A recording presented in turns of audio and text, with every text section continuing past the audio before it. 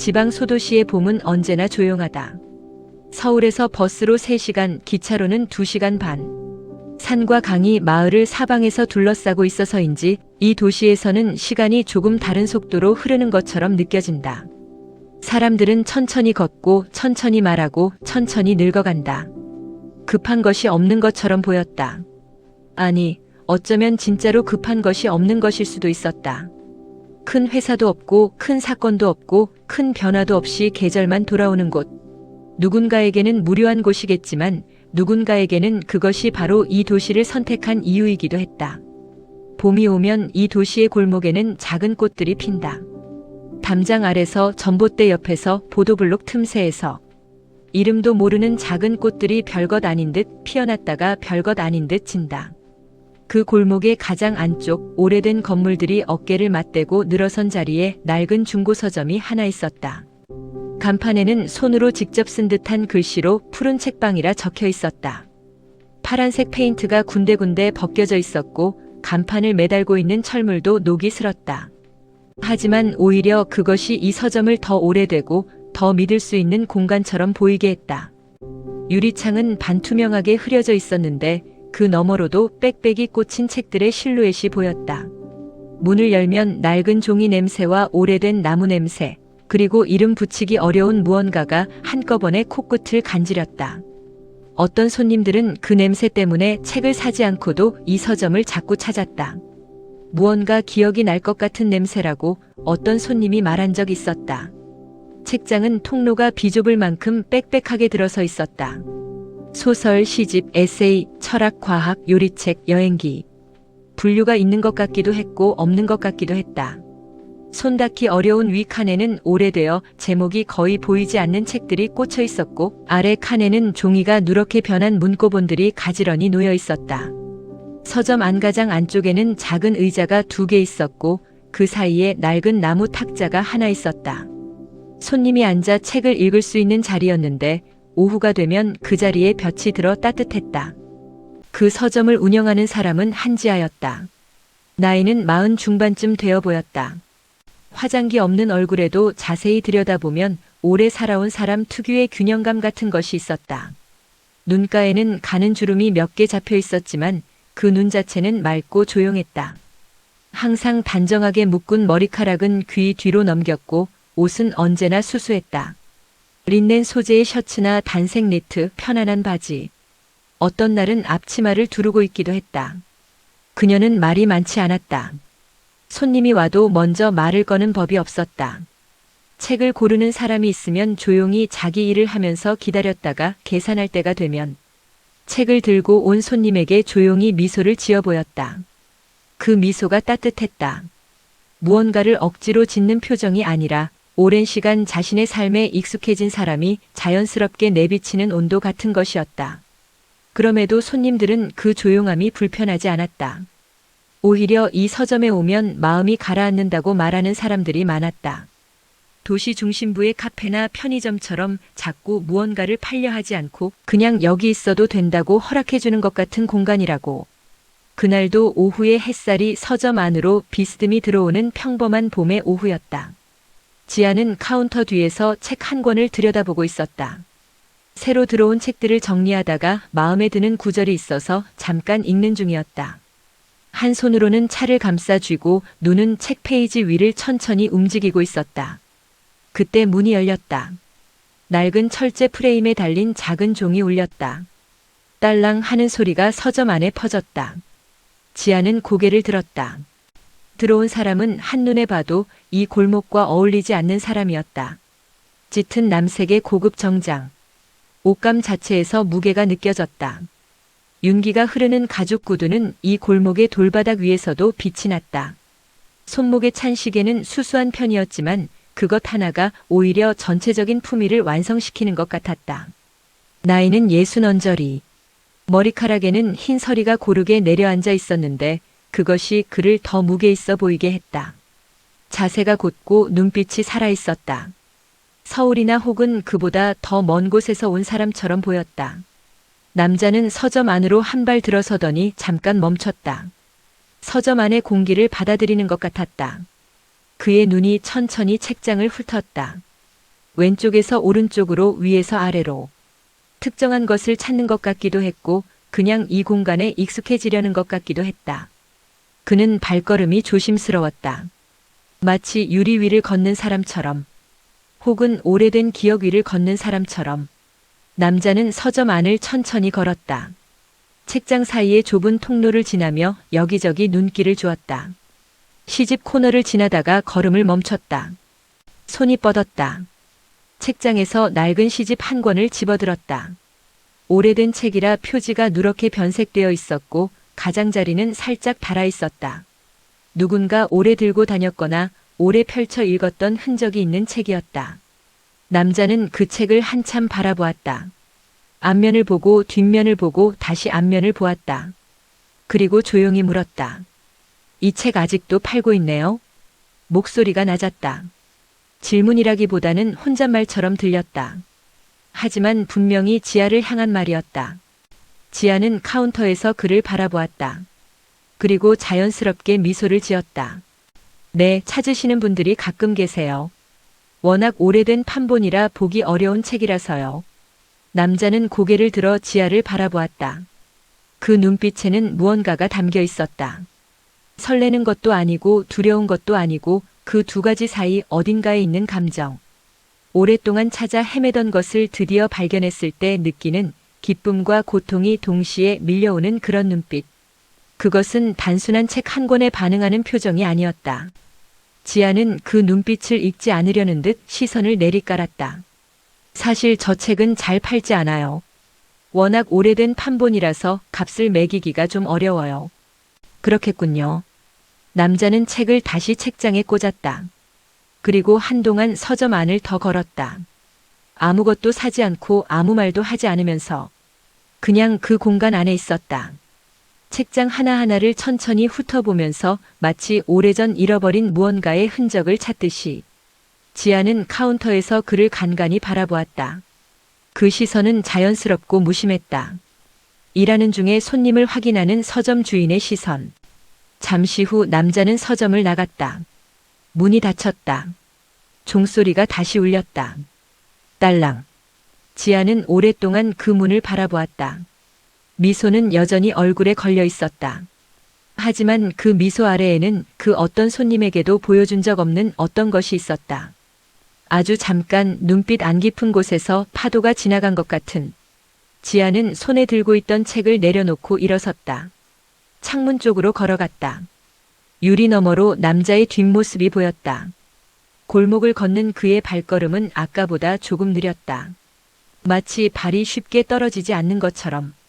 지아는 그 모습을 바라보다가 창문에서 물러섰다. 그 남자의 이름은 이현우. 현재 세계적인 해운 물류기업 이현우 해운그룹의 회장이었다. 그리고 그는 확신하고 있었다. 그 서점 안의 여자는 20년 전 폭풍 속의 바다에서 사라진 자신의 아내라는 것을. 서점 밖 골목에서 그는 오래 멈춰 서 있었다. 하늘이 맑았다. 봄볕이 따뜻하게 골목 위로 쏟아졌다. 멀리서 아이들 목소리가 들려왔다. 아무것도 변하지 않은 것 같은 평범한 봄 오후였다. 하지만 현우에게는 그렇지 않았다. 20년이 끝나는 느낌이었다. 아니, 정확히는 20년 동안 팽팽하게 당겨져 있던 실이 탁 하고 끊어지는 느낌이었다. 기쁨인지 슬픔인지 알 수 없었다. 오랫동안 찾던 것이 있는데 막상 발견했을 때, 그것이 달라져 있다는 것을 알았을 때의 감정은 어떤 이름을 붙여야 할까? 그는 골목을 천천히 걸어나갔다. 20년 전의 이현우는 지금의 그와 전혀 달랐다. 정장 대신 작업복을 입었고 손에는 언제나 기름때가 묻어 있었다. 헤어스타일도 단정하지 않았고 구두 대신 낡은 운동화를 신었다. 인천항 근처의 낡은 사무실에서 선박 두 척을 끌고 작은 해운 사업을 막 시작한 35살의 청년이었다. 그때 그의 사무실은 항구가 내려다 보이는 3층짜리 건물의 2층에 있었다. 창문을 열면 바다 냄새가 들어왔고 날씨가 좋은 날에는 수평선도 보였다. 사무실이라고 해봤자 책상 2개와 낡은 소파 하나, 그리고 벽면 가득 붙인 항로 지도가 전부였다. 직원도 2명뿐이었다. 빚이 있었고 인맥도 부족했고 잘 되리라는 보장도 없었다. 하지만 그에게는 한지아가 있었다. 현우가 처음 지아를 만난 건 29살 때였다. 항구 근처의 작은 서점에서였다. 현우는 항해 관련 자료를 찾다가 우연히 들어간 것이었고 지아는 거기서 아르바이트를 하고 있었다. 그녀는 손님이 찾는 책의 제목을 듣고 나서 잠깐 생각하더니 책장의 정확한 위치로 바로 걸어가서 책을 꺼내주었다. 어떻게 알았어요? 책 위치를. 현우가 놀라서 물었다. 다 읽어서요. 지아는 대답이 짧았다. 하지만 그 눈이 웃고 있었다. 현우는 그날 필요한 책보다 4권을 더 샀다. 그들이 결혼한 건 2해 뒤였다. 지아의 부모는 반대했다. 해운업은 위험하고 현우는 가진 것도 없다는 이유였다. 하지만 지아는 고집스럽게 말했다. 저 사람 곁에 있으면 왠지 잘 될 것 같아요. 이상하지요? 부모는 한동안 설득했지만 결국 딸의 눈빛을 이길 수 없었다. 결혼식은 작았다. 하객도 많지 않았고 드레스도 빌린 것이었다. 신혼여행도 가까운 섬으로 3박 4일이 전부였다. 하지만 지아는 그 어떤 것도 불평하지 않았다. 인천항이 내려다 보이는 작은 아파트에서 현우의 낡은 작업복을 빨고 밤늦게 들어오는 남편을 기다리며 책을 읽었다.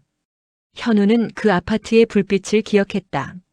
항구에서 배를 정리하고 올라오는 길에 멀리서 자신의 아파트 창문을 찾았다. 불이 켜져 있으면 지아가 기다리고 있다는 것이었다. 그 불빛 하나가 하루를 버티게 했다. 아들 준석이 태어난 건 결혼한 이듬해였다. 고집이 세고 목소리가 컸다. 아버지를 닮았다고 모두들 말했지만 현우는 눈이 지아를 닮았다고 생각했다. 맑고 직선적인 눈. 사고는 그해 가을에 일어났다. 구체적으로는 10월 초였다. 추석이 막 지난 뒤였고 바다는 이미 여름보다 차가워지기 시작하던 때였다. 지아는 현우의 사업 협력사 최명진이 운영하는 여객선을 타고 인근 섬으로 넘어가는 길이었다. 섬에 사는 대학교 때 친구를 오랜만에 만나러 가는 길이었다. 준석은 그때 2살이었다. 지아의 어머니가 아이를 봐주기로 했고 현우는 항구에서 그녀를 배웅했다. 아침 일찍 부두에 나섰다. 지아는 여행 가방보다 작은 배낭 하나를 메고 있었다. 2박 3일 일정이었다. 현우는 갑판 위에서 손을 흔드는 지아를 바라보았다. 지아도 손을 흔들었다. 그리고 배가 천천히 부두를 떠나기 시작하자 지아가 뒤를 돌아보았다. 멀어지는 현우를 바라보며 크게 웃었다. 그것이 마지막이었다. 현우는 오후에 사무실로 돌아갔다. 오후 내내 서류를 검토하고 선박 유지비 견적을 확인하고 거래처에 전화를 돌렸다. 그날 저녁 지아에게 전화를 했을 때는 전화가 연결되지 않았다. 바다 위라 신호가 약한 것이라고 생각했다. 밤 9시에 해경으로부터 연락이 왔다. 이현우 씨 맞습니까? 오늘 여객선 영호에 가족이 탑승하셨습니까? 현우는 그 말의 의미를 이해하는데 잠깐 시간이 걸렸다. 그날 밤 태풍이 예보보다 빠르게 북상했다고 했다. 여객선은 항로를 이탈했고 짙은 안개와 높은 파도 속에서 표류했다고. 현재 구조 작업 중이라고 했다. 현우는 즉시 인천항 해경 지휘소로 달려갔다. 밤새 비가 내렸다. 그는 지휘소 앞에서 우산도 없이 비를 맞으며 서 있었다. 연락이 올 때마다 달려가서 물었다. 한지아라는 이름으로 구조된 사람이 있느냐고. 대답은 매번 같았다. 아직 확인 중입니다. 사흘이 지났다. 해경은 구조 작업을 마무리하겠다는 발표를 했다. 대부분의 탑승객은 구조했으나 일부는 실종 상태로 처리된다는 내용이었다. 한지아의 이름은 실종자 목록에 있었다. 시신이 발견되지 않았는데 어떻게 사망으로 처리합니까? 현우는 해경 담당자 앞에서 무너지지 않으려 이를 악물었다. 죄송합니다. 폭풍 속에서 표류된 경우 해류상 시신 회수가 불가능한 사례가 많습니다. 규정에 따라 실종 후 일정 기간이 지나면 사망 처리가 됩니다.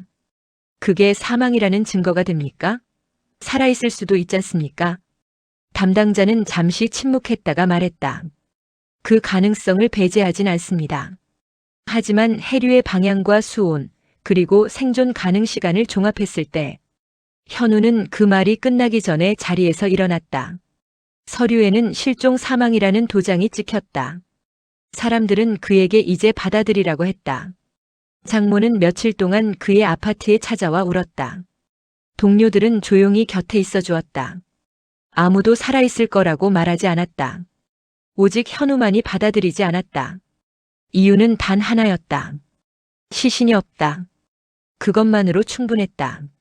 그는 직접 수색에 나섰다. 사업은 동료에게 맡겼다. 개인 자금으로 어선을 빌렸다. 지아가 탔던 여객선이 마지막으로 목격된 해역을 수십 번 돌았다. 인근 섬들을 하나씩 직접 찾아다녔다. 병원마다 들러 물었고 민박집마다 사진을 돌렸다. 섬에는 수십 개가 있었다. 큰 섬도 있었고 사람이 몇 명 살지 않는 작은 섬도 있었다. 현우는 모두 다 갔다. 배를 타고 걸어서 어떤 섬은 사람이 아무도 없어서 혼자 며칠을 머물렀다. 그러나 흔적이 없었다. 그 이후에도 그는 멈추지 않았다. 수색의 범위가 넓어졌고 그에 따라 사업도 커졌다. 더 멀리 가야 했다. 더 넓은 바다를 봐야 했다.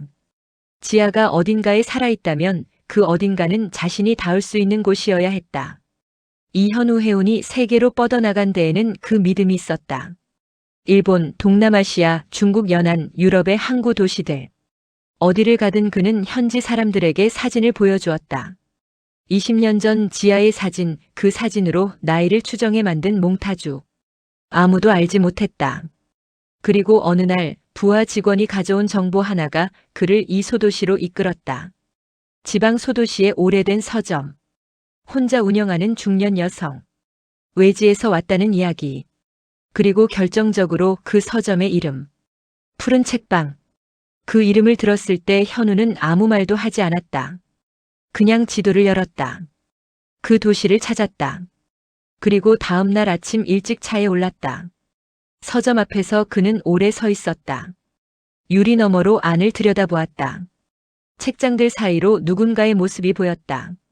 카운터 뒤에 앉아 무언가를 읽고 있는 사람. 그 사람의 옆모습을. 현우는 20년 전 항구에서 손을 흔들던 지아의 얼굴을 다시 보았다. 손이 떨렸다. 그는 문을 밀고 들어갔다. 현우는 서점을 나온 뒤 차 안에 오래 앉아 있었다. 엔진은 꺼져 있었다. 핸들을 잡은 손이 꽉 쥐어져 있다가 천천히 풀렸다. 그는 숨을 한 번 길게 내쉬었다. 창문 너머로 서점의 파란 간판이 보였다. 페인트가 벗겨진 글씨. 푸른 책방. 그는 비서에게 전화했다. 이 도시에 있는 중고서점 푸른 책방 주인 조사해. 신원부터 해당 건물 임대 계약까지. 이전 거주지, 세금 신고 내역, 가족관계 모두. 전화를 끊고 나서도 그는 한동안 움직이지 않았다. 그녀가 지아라는 건 의심의 여지가 없었다. 얼굴 전체가 바뀐 것이 아니었다. 나이가 들었고 분위기가 달라졌지만 그 눈가의 모양, 입술 끝이 올라가는 각도, 손을 움직이는 방식이 그가 20년 동안 기억해온 그 사람 그대로였다. 사람은 바뀌어도 바뀌지 않는 것들이 있다. 현우는 그것을 알고 있었다.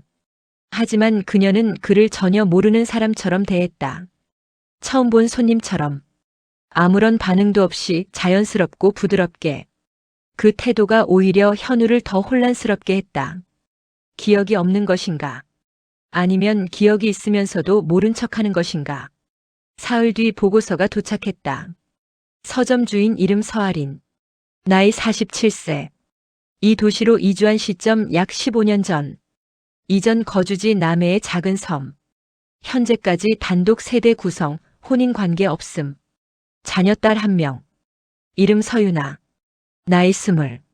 현우는 보고서를 처음부터 끝까지 2번 읽었다. 그리고 한 항목에서 시선이 멈췄다. 딸. 나이 20. 그는 다시 계산했다. 지아가 사라진 건 20년 전. 당시 그들에게는 2살짜리 아들 준석이 있었다. 그렇다면 지아가 사고 이후 어딘가에서 낳은 아이? 그럴 수 없었다. 사고 이전에 그녀가 임신해 있지 않았다는 건 현우 자신이 알고 있었다. 그렇다면 저 20살짜리 딸은 누구인가? 현우는 조사원에게 다시 연락했다. 딸 쪽으로 더 파봐. 출생 기록, 입양 기록, 뭐든 나오는 대로. 그리고 며칠 뒤 더 상세한 보고서가 왔다. 서아린. 이 이름으로 된 호적은 22년 전에 생성되었다. 주민등록상 생년월일은 1978년. 출생지는 불명으로 처리되어 있었다. 가족관계 등록은 딸 서유나 하나. 입양은 아닌 인지 신고로 되어 있었다. 생물학적 관계는 확인되지 않는다고 주석이 달려 있었다. 그리고 보고서 마지막 부분에는 이런 내용이 있었다. 이 도시로 이주하기 전 서아린이 15년 이상 거주한 것으로 추정되는 섬. 그 섬에서 오래전부터 작은 책방을 운영하던 노인, 박노인에 대한 기록. 그 노인은 4년 전 세상을 떠났다고 했다. 이름은 박태선. 현우는 보고서를 덮고 창밖을 바라보았다. 지아가 살아있었다는 것. 다른 이름으로 살고 있었다는 것. 그리고 그 오랜 세월 동안 단 한 번도 연락이 없었다는 것. 그 사실이 그를 혼란에 빠뜨렸다. 무엇이 옳은 감정인지 몰랐다. 기쁜지 화가 나는지. 살아있다는 안도감과 왜 알리지 않았냐는 배신감이 동시에 있었다. 하지만 그는 섣불리 결론 내리지 않기로 했다. 아직 모르는 것이 너무 많았다. 그는 다시 서점을 찾아갔다. 이번에는 목적이 있었다. 그녀를 관찰하기 위해서. 그리고 가능하다면 조금 더 이야기를 나누기 위해서.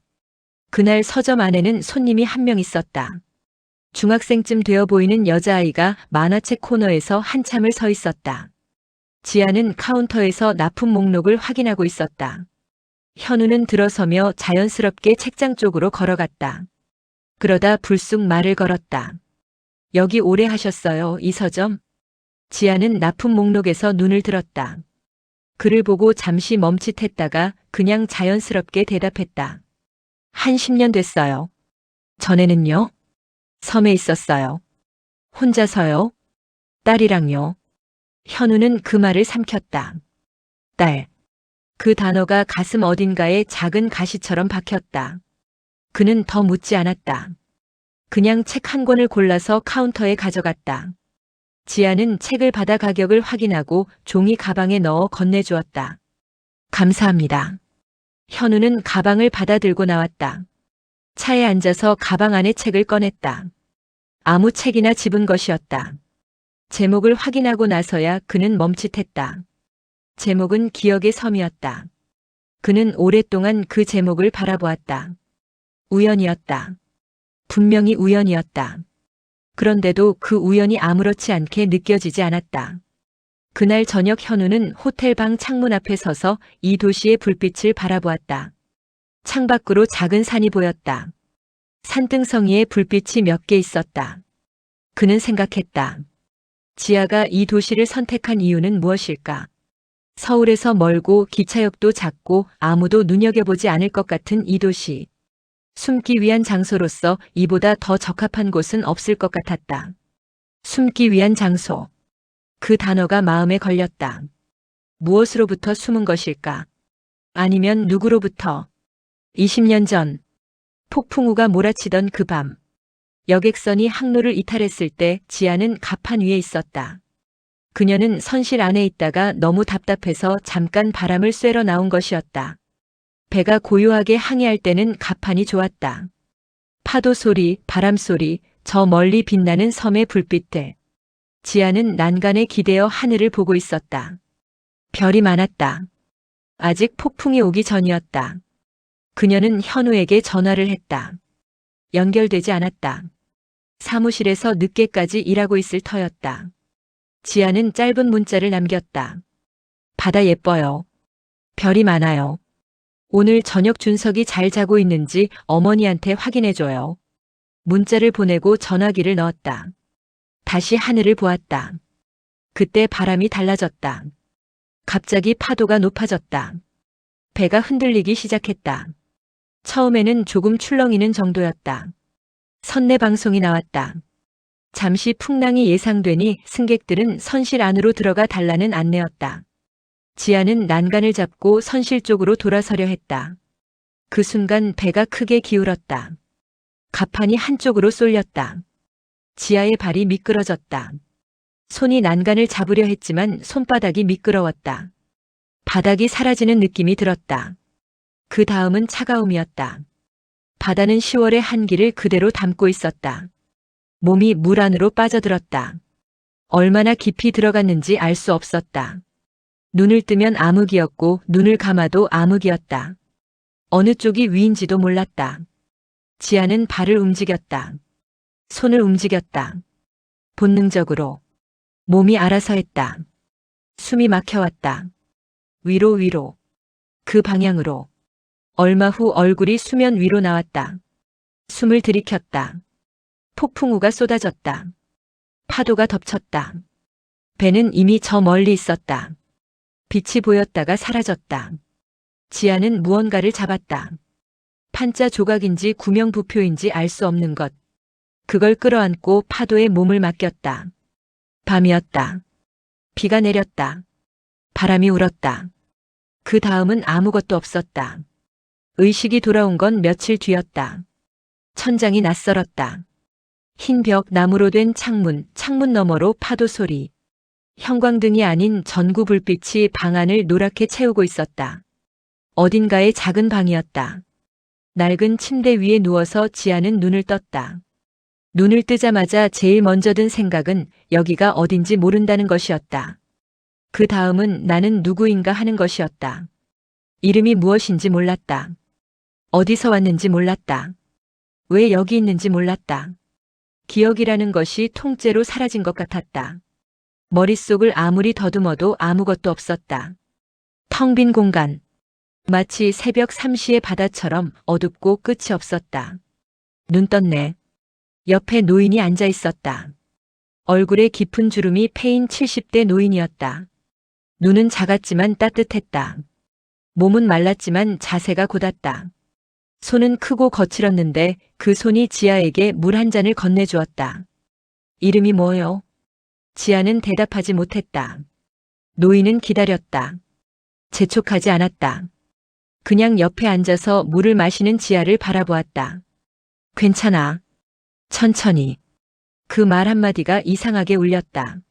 노인의 이름은 박태선이었다. 하지만 섬 사람들은 그냥 박노인이라고 불렀다.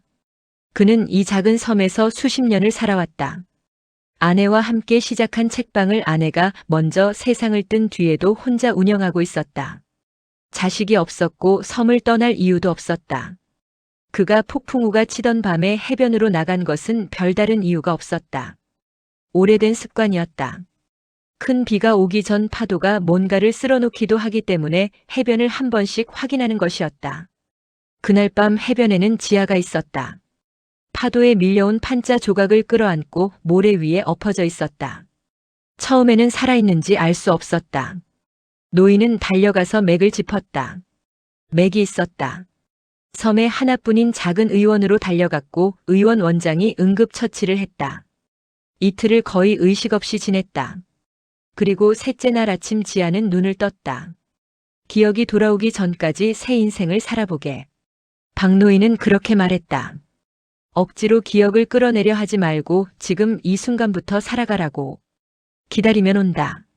와야 할 것은 반드시 온다. 그것은 노인이 긴 세월 동안 배운 지혜였다. 잃은 것을 억지로 붙잡으려 하면 오히려 더 깊은 곳으로 가라앉는다. 그냥 지금을 살면 된다. 지아는 그 말을 따르기로 했다. 따를 수밖에 없었다. 이름이 없었다. 박노인이 임시로 할인이라고 불렀다. 맑은 사람이라는 뜻이라고 했다. 지아는 그 이름으로 섬에서의 삶을 시작했다. 섬의 생활은 단순했다. 아침에 일어나 박노인의 책방을 돕고 오후에는 해변을 걸었다. 모래 위를 걸으며 무언가를 기억해내려고 했다. 하지만 기억은 오지 않았다. 다만 어떤 냄새나 소리가 순간 무언가를 떠올리게 할 것 같은 느낌이 들다가도 막상 잡으려 하면 연기처럼 사라졌다. 섬 주민들은 그녀를 박노인의 조카라고 알았다. 대도시에서 몸이 안 좋아져서 쉬러 온 것이라는 이야기를 퍼뜨렸다. 굳이 설명할 이유가 없었다. 기억이 없는 사람은 설명할 과거도 없으니까. 그렇게 첫 번째 계절이 지났다. 섬의 가을은 고요했다. 나뭇잎이 지는 소리가 들릴 것 같을 만큼. 지아는 그 조용함이 좋았다. 아무것도 기억하지 못하는 사람에게는 시끄러운 것보다 조용한 것이 덜 무서웠다. 그리고 유나가 왔다. 폭풍 후 여객선 사고의 여파로 보호소에 있던 아이였다. 3살짜리 여자아이로 가족이 없는 고아였다. 임시보호시설에 있다가 섬으로 보내졌다. 눈이 크고 목소리가 작은 아이였다. 아이는 자꾸 울었다. 밤에도 울었고 낮에도 울었다. 지아는 본능적으로 그 아이 곁에 앉았다. 무릎을 꿇고 아이와 눈높이를 맞추었다. 아무 말 없이 그냥 옆에 있었다. 아이를 억지로 달래려 하지 않았다. 그냥 곁에 있었다. 그러자 아이가 울음을 멈추었다. 아이는 지아의 손을 꼭 잡았다. 작고 따뜻한 손이었다. 박노인은 그 모습을 문가에서 보다가 조용히 말했다. 자네한테는 아이가 있었을 거야. 지아는 그 말을 오래 생각했다. 밤에 잠이 들기 전에도 아침에 눈을 뜨고 나서도 아이가 있었을 거야. 그 말이 사실인지 아닌지는 알 수 없었다. 하지만 유나를 안고 있을 때 느껴지는 감각이 낯설지 않았다. 몸이 기억하는 것이 있는 것처럼. 유나는 그때부터 지아 곁에 있게 되었다. 기억이 돌아온 건 사고로부터 3년이 지난 뒤였다. 섬의 봄이었다. 책방에서 새로 들어온 헌책들을 정리하고 있을 때였다. 낡은 종이 상자 안에서 책들을 하나씩 꺼내다가 시집 한 권이 나왔다. 표지가 낡았다. 손때가 묻어 있었다. 지아는 표지를 넘겼다. 첫 장에 작은 글씨로 메모가 적혀 있었다. 지아에게, 언제나 파도보다 강한 사람에게. 그 글씨를 보는 순간 무언가가 무너졌다.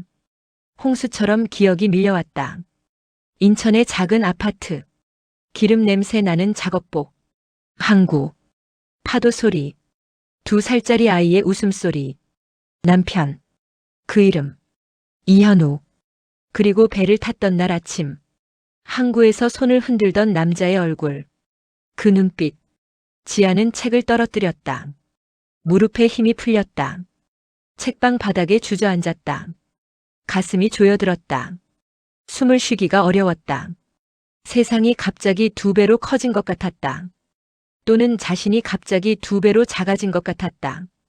얼마나 그렇게 있었는지 모른다.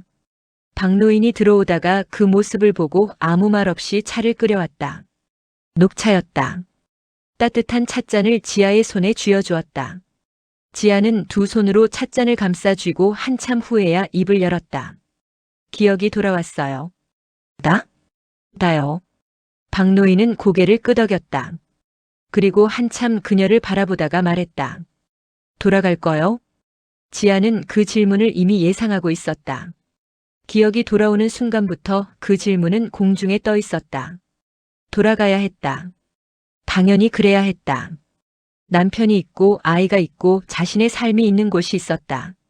그 모든 것을 두고 여기서 살아온 3년이 죄송하고 미안했다. 현우가 자신을 얼마나 찾아 헤맸을지, 준석이 엄마 없이 어떻게 자라고 있을지.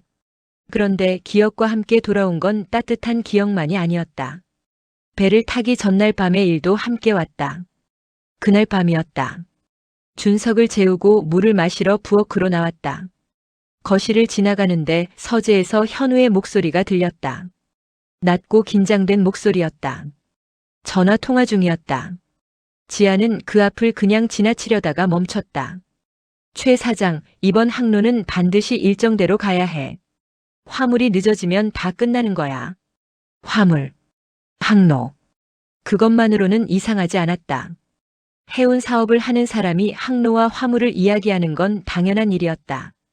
지아는 계속 걸어가려 했다. 세관에는 내가 손을 써뒀어. 이번 한 번만 더 넘기면 돼. 지아는 그 자리에서 굳었다. 세관. 손을 써뒀어. 그 2마디의 의미를 이해하는데 오래 걸리지 않았다. 불법 화물. 세관 매수.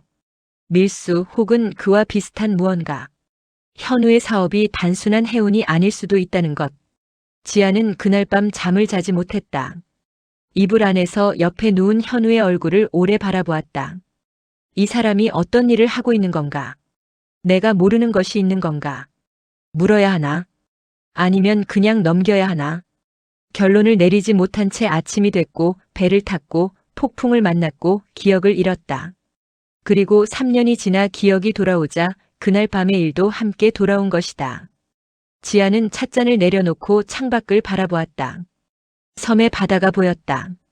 잔잔한 오후의 바다. 파도가 낮게 밀려왔다. 그녀는 천천히 생각했다. 돌아가면 어떻게 되는가? 자신이 살아있다는 걸 알면 현우는 기뻐할 것이다. 아들도 만나게 될 것이다. 그것은 분명 좋은 일이었다. 하지만 그 뒤는 현우가 여전히 그 사업을 하고 있다면, 밀수 조직과 연결되어 있다면, 그 세계에 자신이 다시 들어가는 것이 안전한 것인가? 그리고 유나는 어떻게 되는가? 이제 6살이 된 유나. 지아를 엄마라고 부르는 아이. 이 세상에 아무도 없는 그 아이를 두고 갈 수는 없었다. 그렇다고 유나를 데리고 서울로 돌아가는 것도 쉬운 일이 아니었다. 지아는 오래 생각했다. 며칠 동안. 그리고 결론을 내렸다. 돌아가지 않겠다. 그 결정이 옳은지 그른지는 알 수 없었다. 하지만 그것이 지금 자신이 내릴 수 있는 유일한 선택이었다. 현우가 어떤 사람인지 확신할 수 없었고, 유나를 두고 갈 수 없었고, 그리고 한 가지 더 자신이 지금까지 살아온 3년이 있었다. 기억이 없이도 이 섬에서 할인으로 살아온 시간. 박노인의 책방에서 책을 정리하고 바다를 걷고 유나를 키운 시간. 그 시간 안에 이미 자신의 삶이 생겨나 있었다. 지아는 박노인에게 말했다. 돌아가지 않을 거예요. 박노인은 한참 그녀를 바라보다가 말했다. 그게 맞는 선택인지는 나는 몰라. 하지만 내가 선택한 거라면 그렇게 살아.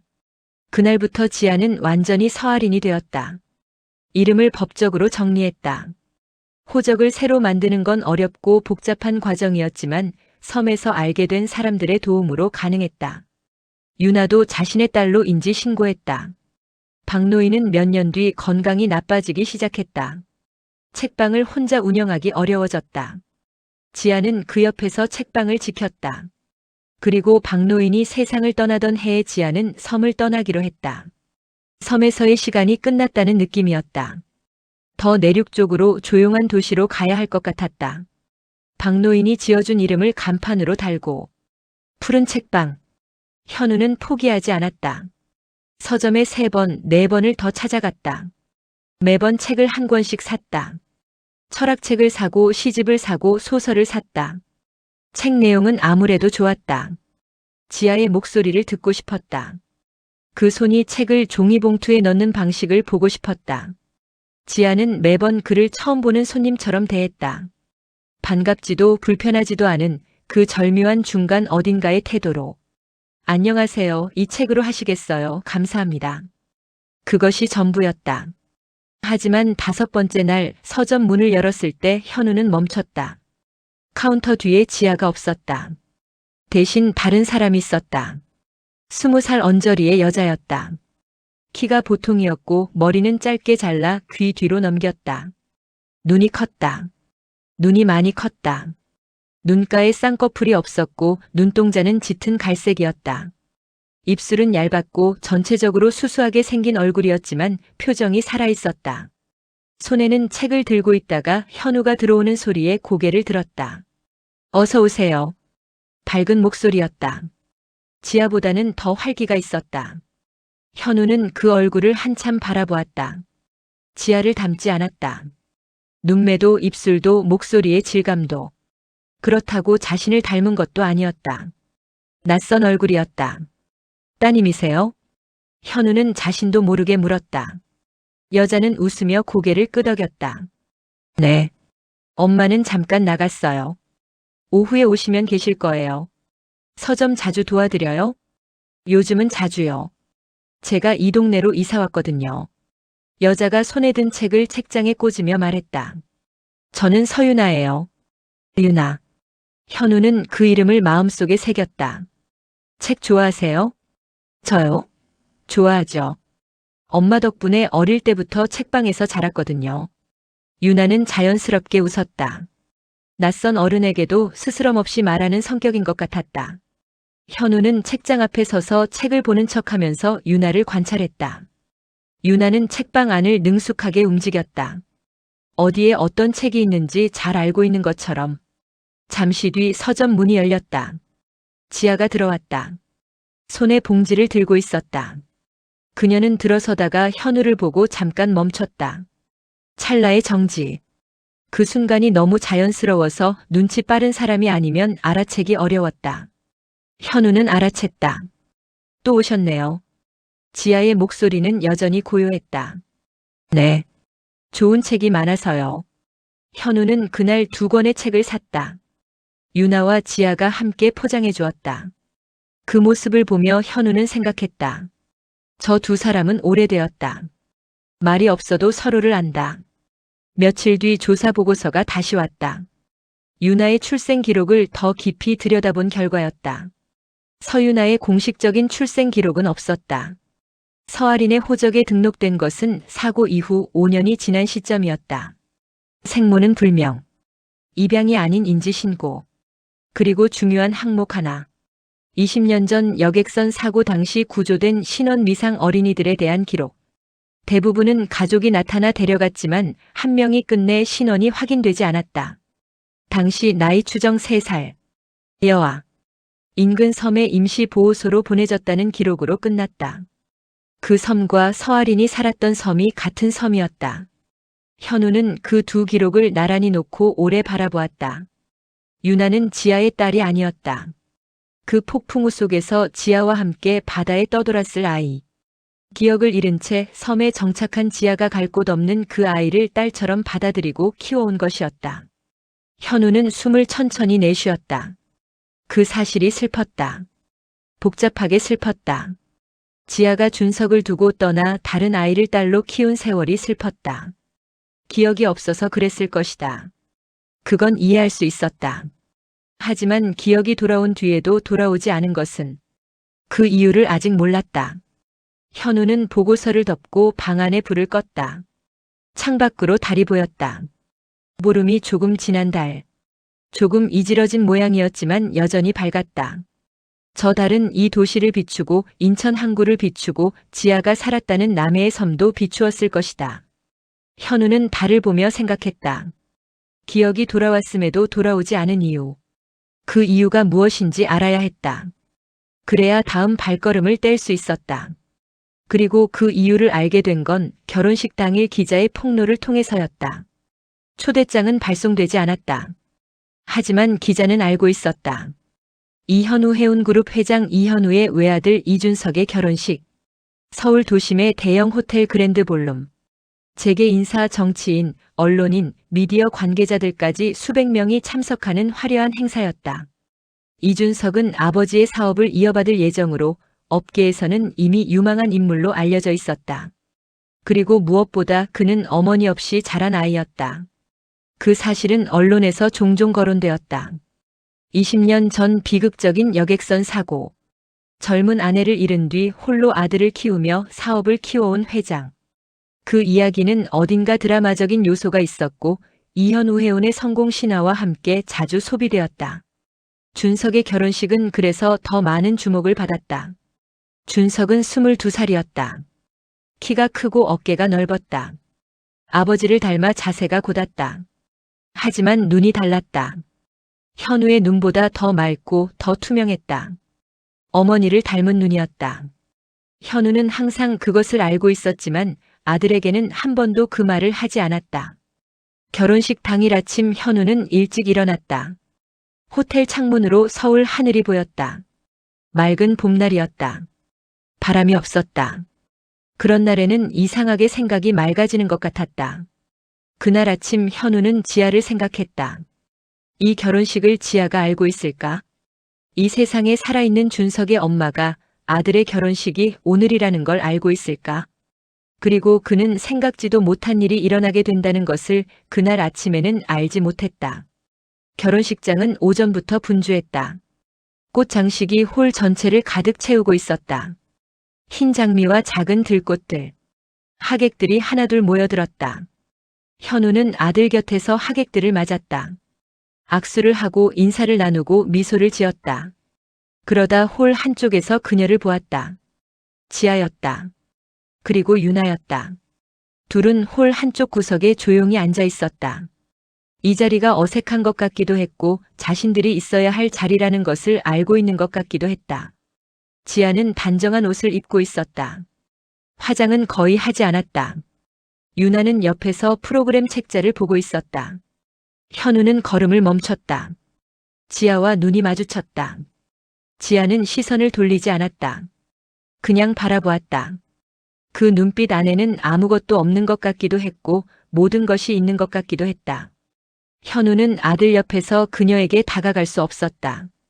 식이 시작되기 전 대기 시간이었다. 그때 홀 한쪽에서 낯선 남자가 들어왔다. 정장을 입었지만 어딘가 어색했다. 언론사 기자증을 목에 걸고 있었다. 그는 식장 입구 쪽으로 걸어가더니 진행 담당자에게 무언가를 건넸다. 봉투였다. 담당자가 봉투를 열어보더니 표정이 굳었다. 잠시 뒤 예정에 없는 안내방송이 나왔다. 잠시 식순을 변경할 것이 있어 안내드립니다. 홀이 조용해졌다. 기자가 마이크 앞으로 나왔다. 홀 안에 있던 수백 명의 시선이 그에게 향했다. 저는 경제 전문지 소속 기자 김성호입니다. 지난 6개월간 이현우 회원의 20년 전 사업 내역을 조사해 왔습니다. 오늘 이 자리에서 이 사실을 공개하지 않으면 영원히 묻힐 것 같아서 이 자리를 선택했습니다. 홀이 술렁였다. 보안 요원들이 움직이기 시작했다. 하지만 기자는 멈추지 않았다. 20년 전 여객선 사고는 단순한 자연재해가 아니었습니다. 이현우 해운의 당시 사업 파트너였던 최명진 씨가 밀수 화물의 해상 운반과 보험금 수령을 목적으로 해당 여객선의 항로를 고의적으로 조작했다는 물적 증거가 있습니다. 홀이 완전히 조용해졌다. 기자는 서류 봉투에서 자료를 꺼냈다. 당시 항로 조작에는 해경 내부 협력자가 포함되어 있었으며 이로 인해 구조 작업이 의도적으로 지연되었습니다. 최명진 씨는 그 사고를 통해 두 가지를 얻었습니다. 첫째, 해당 여객선에 은밀히 실려있던 밀수 화물의 추적 불가능한 소멸. 둘째, 사전 가입해둔 선박 보험금의 수령. 기자의 목소리는 떨렸지만 멈추지 않았다. 그리고 이현우 회장은 이 사실을 알고 있었습니다. 사고 이후 5년간 최명진 씨와 사업 관계를 유지했으며 그 기간 동안 불법 화물 운반의 혜택을 공유했다는 정황이 확인됩니다. 현우는 자리에서 일어섰다. 홀 안의 모든 시선이 그에게 쏠렸다. 그 순간 지아도 일어섰다. 아무도 그녀가 누구인지 몰랐다. 하객 중 한 명처럼 보였다. 하지만 현우는 알았다. 그리고 준석도 느꼈다. 자신의 어머니를 본 적이 없었지만 저 여자의 눈빛이 어딘가 낯설지 않다는 것을. 지아의 눈이 현우와 마주쳤다. 그 눈빛 안에는 분노도 없었고 눈물도 없었다. 다만 오랫동안 혼자 가지고 있었던 무언가를 내려놓는 사람의 표정이 있었다. 이제 다 알게 됐구나. 내가 왜 돌아오지 않았는지. 그 이유가 이제 세상에 나왔다. 유나가 지아의 팔을 잡아당겼다. 지아는 마지막으로 준석을 한번 바라보았다.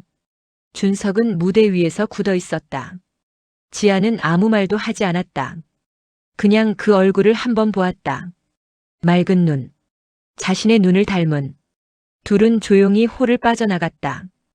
현우는 그 뒷모습을 보았다. 홀 밖으로 나가는 두 사람. 지아의 걸음은 빠르지 않았다. 도망치는 걸음이 아니었다. 그냥 돌아가는 걸음이었다. 자신의 자리로 돌아가는 사람의 걸음. 홀 안에서 웅성거림이 시작되었다. 보안 요원이 기자를 제지하려 했지만 이미 자료는 여러 손에 들어가 있었다. 현우는 그 자리에 서서 한동안 움직이지 않았다. 준석이 아버지에게 다가왔다. 아버지. 현우는 아들을 바라보았다. 저분이 누구예요? 현우는 대답하지 않았다. 대신 조용히 말했다. 오늘 결혼식은 잠깐 미루자. 사흘 뒤 현우는 소도시를 다시 찾았다. 이번에는 혼자였다. 비서도 수행원도 없이. 검은 외투 하나를 걸치고 버스 터미널에서 표를 샀다. 창가 자리에 앉아 3시간 동안 창밖을 바라보았다. 논과 밭이 지나가고 강이 지나가고 산이 지나갔다. 봄이 완연했다. 들판에는 연한 초록이 가득 찼다. 나무들이 잎을 내기 시작했다. 버스 안에서 현우는 아무것도 하지 않았다. 전화도 받지 않았다. 서류도 보지 않았다. 그냥 창밖을 보았다. 사흘 동안 많은 일이 있었다. 결혼식장에서 나온 폭로는 다음날 모든 언론에 보도되었다. 최명진은 즉각 출국이 금지됐고 수사기관이 움직이기 시작했다. 이현우 회원의 주가는 하락했다. 이사회에서 긴급회의가 열렸다. 현우는 변호사들과 하루 종일 회의를 했고 자신의 책임 범위와 수사 협조 방침을 결정했다. 준석은 결혼식을 연기했다. 그 결정을 전하면서 준석은 말했다. 그분이 어머니입니까? 현우는 대답하지 않았다. 준석은 다시 묻지 않았다. 그것이 이 부자가 오랫동안 유지해온 방식이었다. 물어도 대답이 없을 것 같은 것은 묻지 않는다. 하지만 현우는 알고 있었다. 준석이 알고 있다는 것을. 버스가 소도시 터미널에 도착했다. 현우는 내려서 골목길을 걸었다. 아는 길이 됐다. 몇 번 왔다고 아는 길이 됐다. 그 생각이 조금 이상했다. 지아에게는 20년이 쌓인 길인데 자신에게는 몇 번 왔다고 아는 길이 됐다는 것이. 서점은 평일 오전이라 손님이 없었다. 문을 열었다. 종이 울렸다. 지아는 카운터에 앉아 책을 읽고 있었다. 현우가 들어오는 소리에 고개를 들었다. 이번에는 멈추지 않았다. 그냥 그를 바라보았다. 현우는 서점 안으로 천천히 들어와 카운터 앞에 섰다. 나야. 지아는 대답하지 않았다. 알고 있었지? 내가 현우라는 거. 잠시 침묵이 흘렀다. 지아가 책을 덮으며 말했다. 처음부터요. 그 말이 공기 안에 놓였다. 가볍지 않았다. 현우는 그 무게를 느꼈다. 처음부터 알았다. 그러면서도 모르는 척했다. 이유가 있어서. 현우는 천천히 말했다. 돌아와. 그 말이 나오기까지 얼마나 오랜 시간이 걸린 것인지. 20년이 그 두 글자 안에 들어있었다. 이제 다 끝났어. 최명진도 수사받고 있고 나도 책임질 거야. 사업관계 정리하고 수사에 협조하고 잘못된 건 바로잡을 거야. 위험한 건 없어. 이제 돌아와. 지아는 한참 그를 바라보았다. 그 눈빛 안에는 여러 가지가 있었다. 오랫동안 혼자 살아온 사람의 눈빛. 선택을 내리고 그 선택과 함께 살아온 사람의 눈빛. 현우 씨. 그녀가 그 이름을 입 밖으로 낸 건 20년 만이었다. 목소리가 달라지지 않았다. 감정이 북받치거나 하지 않았다. 그냥 그 이름을 말했다. 오래된 것을 조용히 꺼내는 것처럼. 저는 당신을 미워하지 않아요. 현우는 그 말을 기다리지 않았다. 예상하지 못했다. 그때 엿들은 것도 결국 당신이 그 일에 어디까지 관여했는지도 나는 판단하지 않을 거예요. 그건 당신이 해결해야 할 일이고 당신이 살아가야 할 문제니까요. 나는 그 판단을 내릴 자격도 없고 내리고 싶지도 않아요. 현우는 말없이 들었다. 하지만 돌아가는 건 다른 문제예요. 지아는 카운터 뒤에서 나왔다. 서점 중앙에 섰다. 책장들이 그녀 주변을 둘러싸고 있었다. 오래된 책들, 낡은 냄새, 손으로 쓴 가격표들. 내가 20년 동안 살아온 이 삶이 있어요. 처음에는 기억이 없어서 시작된 삶이었지만 그래도 이 삶이에요. 박노인이 있었고 유나가 있었고 이 서점이 있고 이 골목이 있어요. 지아야. 저는 이제 서아린이에요. 그 말은 부드러웠다. 단호했다. 그러나 차갑지 않았다. 적을 만들려는 것이 아니라 그냥 사실을 말하는 것이었다. 자신이 누구인지를. 현우는 잠깐 눈을 감았다가 떴다. 그러면 준석은? 한번 보고 싶지 않아? 지아는 잠시 눈을 감았다. 눈꺼풀 안에서 무언가가 움직이는 것 같았다. 당신도 봤잖아요. 결혼식에서. 나도 봤어요. 그것만으로는 충분해요. 그녀의 목소리가 처음으로 조금 낮아졌다. 떨리는 것은 아니었다. 다만 그 말 안에 무게가 담겼다. 나는 그 아이 곁으로 갈 권리가 없어요. 2살 때 두고 떠난 엄마예요. 기억을 잃었기 때문이었다는 건 맞아요. 하지만 기억이 돌아온 뒤에도 돌아가지 않았어요. 그건 변명의 여지가 없어요. 그 이유가 있었잖아. 알아요. 하지만 준석이 그 이유를 이해해야 할 의무는 없어요. 그 아이가 원한다면 언젠가 찾아오겠지요. 어른이 된 사람이 스스로 선택해서 찾아오는 거라면 나는 그때 열려 있을 거예요. 하지만 내가 먼저 가서 무언가를 요구하지는 않을 거예요. 현우는 아무 말도 하지 못했다. 지아가 다시 말했다. 당신이 찾던 아내는. 그 말을 시작하면서 목소리가 조금 더 낮아졌다. 조용하고 분명했다.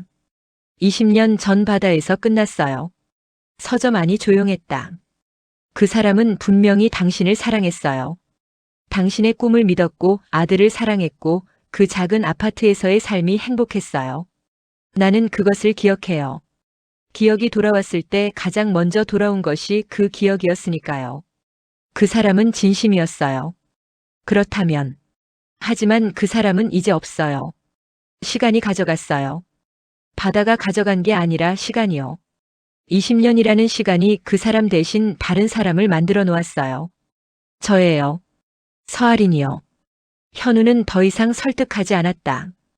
그 말 앞에서는 더 할 말이 없었다. 서점 문이 열리는 소리가 났다. 유나가 들어왔다.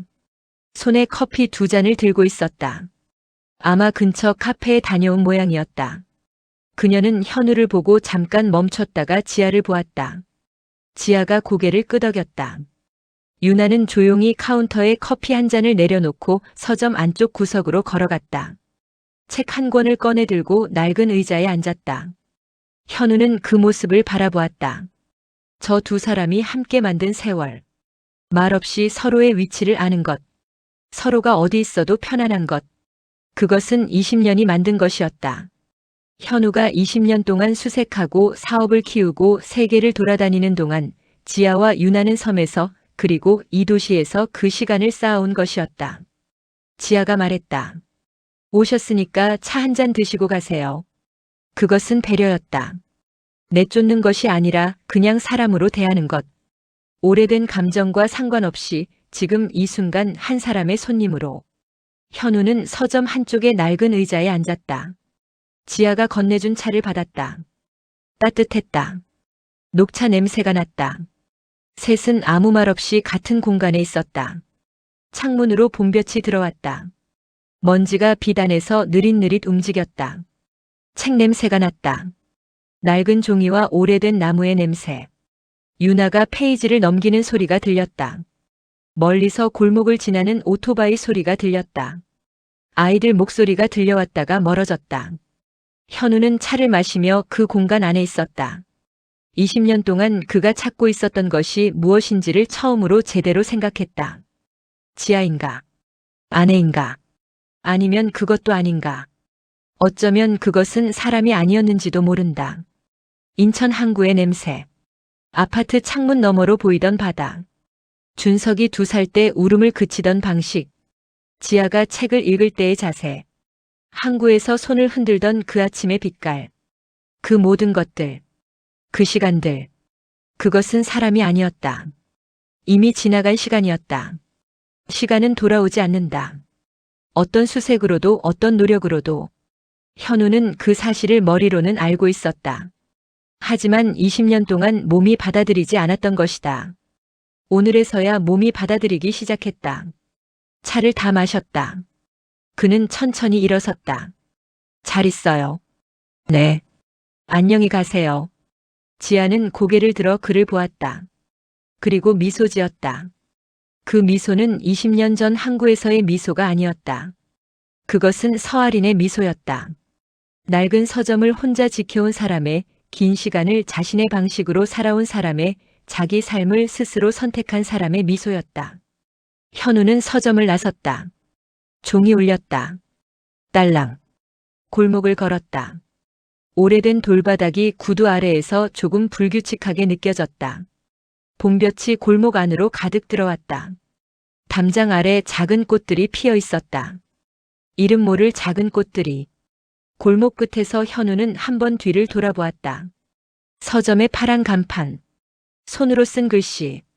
유리창 너머로 빽빽한 책들의 실루엣. 그는 오래 바라보았다. 그리고 다시 걸음을 옮겼다. 봄바람이 골목을 지나갔다. 책방 안에서는 유나가 페이지를 넘겼다. 지아는 카운터에 앉아 다시 책을 펼쳤다. 창문으로 들어온 볕이 책 위로 내려앉았다. 모든 것은 조용했다. 그것으로 충분했다. 20년의 바다가 끝났다.